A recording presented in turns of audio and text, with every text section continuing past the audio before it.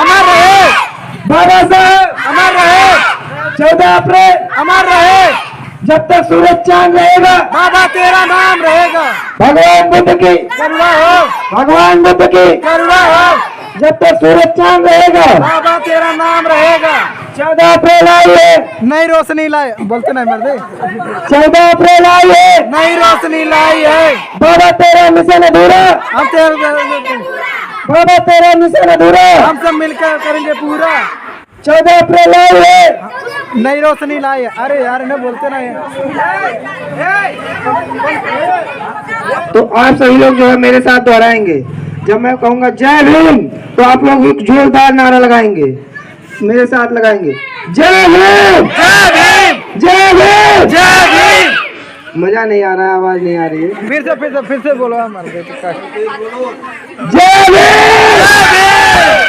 जय भीम, जय भीम, बोलो जय भीम। जय भीम।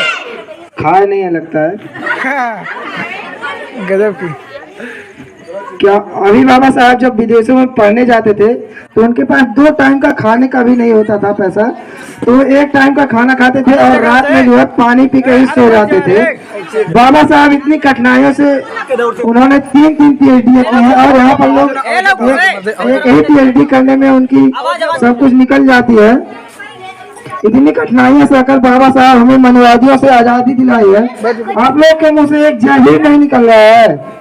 चलिए कोई बात नहीं, एक और बार ट्राई करेंगे, जय भीम, जय भीम, जय भीम। आज अभी हम सभी लोगों ने 14 अप्रैल को बाबा साहब की जयंती बहुत ही धूमधाम से मनाई है, केक भी कटाया, सब कुछ हुआ है। और बाबा साहब की जयंती को सभी लोग जो है केवल दलितों का ही मानते हैं, लेकिन से ये केवल दलितों का नहीं है, ये पूरे जो है हिंदुस्तान का है, क्योंकि बाबा साहब ने सभी के लिए समान व्यवस्था लाई है। और आज हम लोग जो है 132वीं जयंती मनाए हैं। तो भारत में इस पूरे विश्व का सबसे व्यापक और सबसे बड़ा लोकतांत्रिक देश आज़ादी के समय के बाद से हमारा देश ही है। आज़ादी के समय के बाद में जितने भी हिंदू मुस्लिम सभी लोग जो है लड़ाइयाँ लड़ रहे थे, जैसा कि आप लोगों को पता होगा हमारे देश से टूट कर पाकिस्तान अलग हुआ था, जिसके कारण से एक नया देश बना था। उसके बाद में हम लोग को बांग्लादेश देखने को मिला था। ऐसा बाद में ना हो, इस चीज को देखते हुए बाबा साहब ने संविधान में सभी के लिए जो है समान अधिकार दिए हैं और उसी की रक्षा के लिए हमेशा से जो है बहुत से लोग जो है उसकी रक्षा करते हैं। तब उस वक्त बाबा साहब ने इस देश को 26 जनवरी 1950 में भारत का संविधान दिया, जिसमें उन्होंने पिछड़ी जातियों के लिए समान अधिकार दिया। अब कोई भी छोटी जात या बड़ी जात नहीं रह गई थी, फिर चाहे वह ब्राह्मण हो, वैश्य हो या शूद्र हो, सभी को समान अधिकार देने का कार्य हमारे बाबा साहब ने किया है। बाबा साहब के लिए तालियां। जय भीम। इससे पहले ऊंची जाति कहे जाने वाले लोग पिछड़ी जातियों पर बहुत अधिक अत्याचार करते थे। संविधान लागू होने से पहले किसी भी पिछड़ी जाति वाले आदमी को तालाब के कुएं से पानी तक पीने का हक नहीं था। पिछड़ी जात वाले व्यक्तियों को पढ़ने का अधिकार का हक नहीं था। मैं आपको एक घटना बताता हूँ, भगवान राम के समय का। उस समय ब्राह्मण के एक लड़के की जवानी में ही मृत्यु हो जाती है। वह भगवान राम के दरबार में आके कहता है, प्रभु मर्यादा पुरुषोत्तम श्री राम जी न्याय कीजिए, आपके तो न्याय प्रिय है, न्याय कीजिए। भगवान राम कहते हैं, मेरे राज में अशांति क्या हुआ? ब्राह्मण, महाराज आपके राज्य में जरूर कुछ गलत हो रहा है, जिसके कारण मेरा बेटा असमय ही मृत्यु को प्राप्त हो गया है। तो इस पर वो अपने राजगुरु वशिष्ठ से राय लेते हैं। तो गुरु वशिष्ठ कहते हैं कि आपके राज्य में जरूर कुछ बहुत गलत हो रहा है, जिसके कारण बहुत ही अनर्थ हो सकता है। और राम जी उनसे पूछते हैं कि क्या गलत हो रहा है, तो वो कहते हैं कि इसका पता आपको लगाना है, मेरा काम था निर्देश देना। फिर वो कहते हैं कि ठीक है कोई बात नहीं। तो राम जी उसका पता लगाने के लिए अपने राज्य में घूमने लगते हैं। फिर वो जंगलों के पास पहुंच जाते हैं। वहां पे वो देखते हैं कि एक सन्यासी जो है वो तपस्या कर रहा था। तो वो सन्यासी के पास जाते हैं और उनसे पूछते हैं कि भाई तुम कौन हो। उन्होंने बताया कि मेरा नाम शंभूक है। फिर उन्होंने उनसे पूछा कि तुम किस वर्ग से आते हो, तुम्हारी जात क्या है। तो शंभूक ने कहा मैं शूद्र जात से आता हूँ। बस यही मामला था। राम के राज्य में एक शूद्र तपस्या कर रहा था, ज्ञान जुटा रहा था।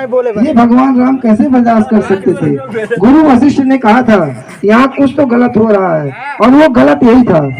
अब आदेश उन्हीं का था, तो आदेश का पालन करते हुए उन्होंने, अब यहाँ पे वाल्मीकि रामायण में लिखा है कि इतना सुनना ही था कि राम ने उस शंभूक का सिर धड़ से अलग कर दिया।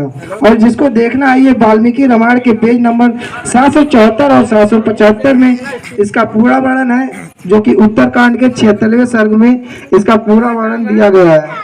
जिस राम को सूर्यों के पढ़ने से इतनी नफरत थी, आज उसी के समय में हमारी माताएं बहनें सभी लोग रामनवमी भूखते हैं, पूजा करते हैं। जिसके समय में अगर किसी महिला का पति मर जाता था तो उस महिला को उसके पति के साथ चिता पे बैठना रहता था।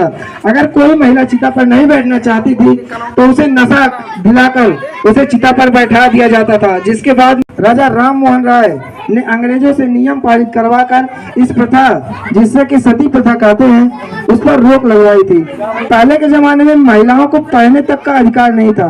मनुस्मृति कहती है स्त्री शूद्रो विद्या नास्ती था, अर्थात स्त्री और शूद्रों को यानी चमार, पासी, यादव जितने भी लोग हैं, इन सभी को शिक्षा अधिकार करने का हक नहीं है। तो इसको दिलाने का हक बाबा साहब ने दिया है। और मनुस्मृति को इसका खंडन करते हुए बाबा साहब ने 25 दिसंबर को मनुस्मृति जलाई थी, जिसकी वजह से आज हम लोग जो है 25 दिसंबर को मनुस्मृति दान दिवस भी मनाते हैं। अब इसके बाद में इसमें SC ST OBC जो कि शूद्र में ही आते हैं।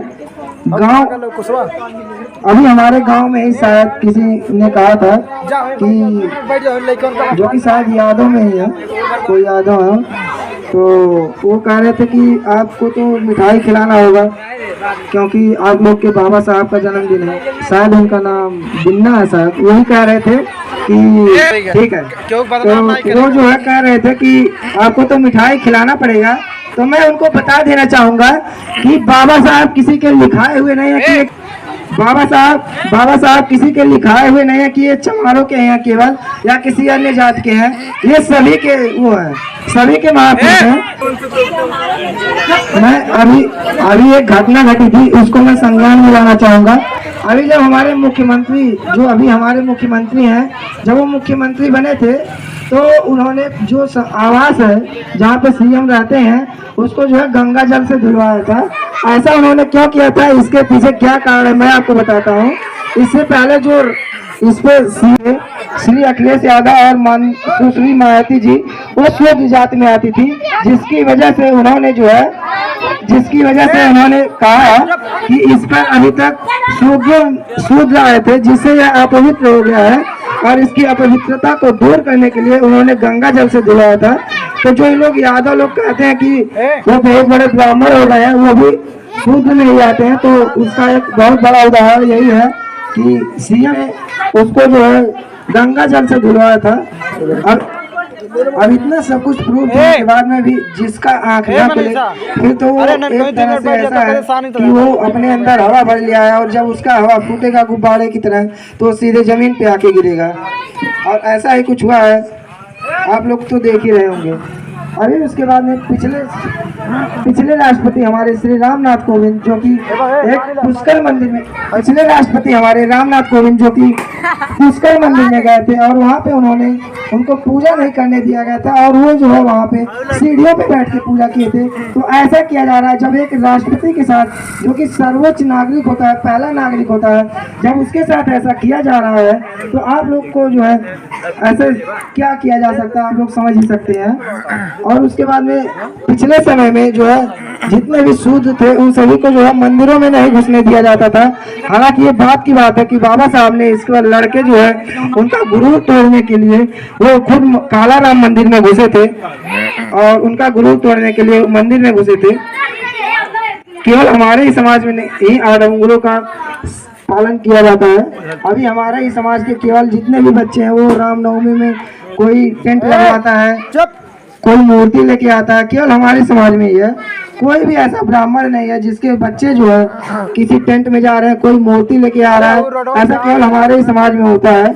उनके बच्चे जो है शिक्षा ग्रहण कर रहे हैं, वो सब कोई भी यहाँ पे जो है आडंबर के साथ नहीं कर रहे हैं। उनकी आस्था है, लेकिन जितना हमारे बिरादर के लोग जो है आस्था में लीन हो जाते हैं। मैं ये नहीं कह रहा कि आस्था नहीं रखनी चाहिए, आस्था रखें, वो उनकी पर्सनल मैटर है, लेकिन से सबको छोड़ छोड़ के मेरा कहना बस इतना है कि बच्चे जो है पढ़ाई कर रहे हैं, अभी जो है सभी लोग पढ़ाई कर रहे हैं। अभी एक और खबर आई थी राजस्थान से, वहाँ पे एक बच्चे को पीट कर इसलिए मार दिया गया क्योंकि वह दलित जात का था, और उसको इसलिए पीटा गया था क्योंकि उसने जो है एक मास्टर जी के मटके से जो है पानी पी लिया था। तो अभी भी ये रूढ़िवादी जो सोच है वो अभी ब्राह्मणों के अंदर है, तो इसको तोड़ने का काम बाबा साहब ने किया था। तो बाबा साहब के लिए एक बार और तालियां जरूर होनी चाहिए। जय भीम, जय भीम। फिर अभी एक और खबर आई थी कि एक आईपीएस थे, तो उनकी शादी थी, उनको शादी में घोड़े पे नहीं चढ़ने दिया गया था, कुछ दबंगों ने उनको घोड़े से उतार दिया था।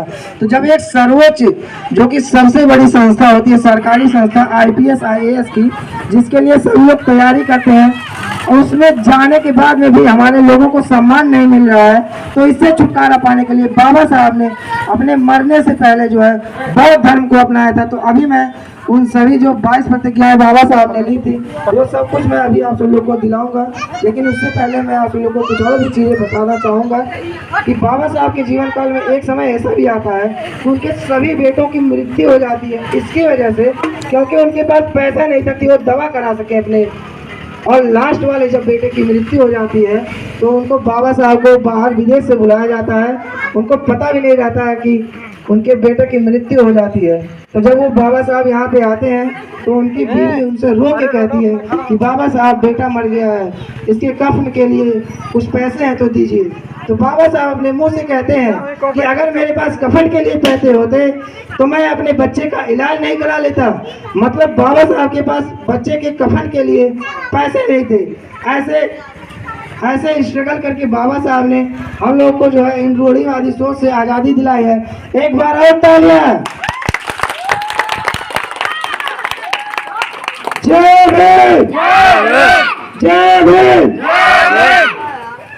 बाबा साहब अपने बेटे का बिना दाह संस्कार किए विदेश लौट जाने की बात करते हैं। ऐसा उससे जब उनकी बीवी रमाबाई जब उनसे पूछती हैं कि आप ऐसा क्यों कर रहे हैं, तो कहते हैं कि मैं अपने एक बेटे के लिए अपने लाखों बेटों की कुर्बानी नहीं दे सकता हूँ। ऐसे थे हमारे बाबा साहब। जय भीम, जय भीम। पहले जितने भी पिछड़े जात के लोग थे उनके गले में हांडी, कमर में झाड़ू और पैरों में घंटी लगी रहती थी। अभी मैं इसका कारण बताता हूँ। गले में हांडी इसलिए होती थी ताकि जब वो थूके तो उनकी थूक जो है वो जमीन पर ना पड़े, ताकि कोई ब्राह्मण उसके ऊपर चल के ताकि वो अपवित्र ना हो जाए।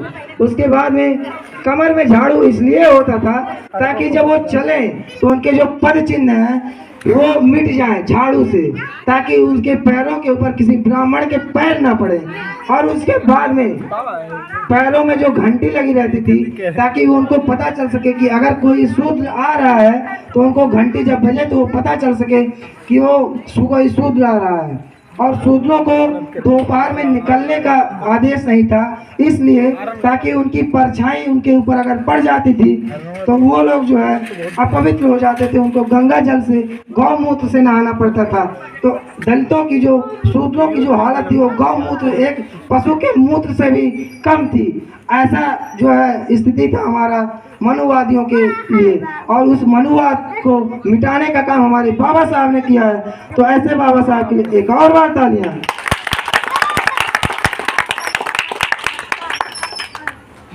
बाबा साहब ने अपने अंतिम समय में कहा था, मैं पैदा हुआ हिंदू धर्म में, इसमें मेरा कोई बस नहीं था, लेकिन मैं हिंदू होकर नहीं मरूंगा, ये मेरे बस में है। तो बाबा साहब ने अपने अंतिम समय में बौद्ध धर्म की दीक्षा ली थी और उन्होंने इसमें 22 प्रतिज्ञाएं ली थी। वो अभी 22 प्रतिज्ञाएं मैं यहाँ से बोलूँगा।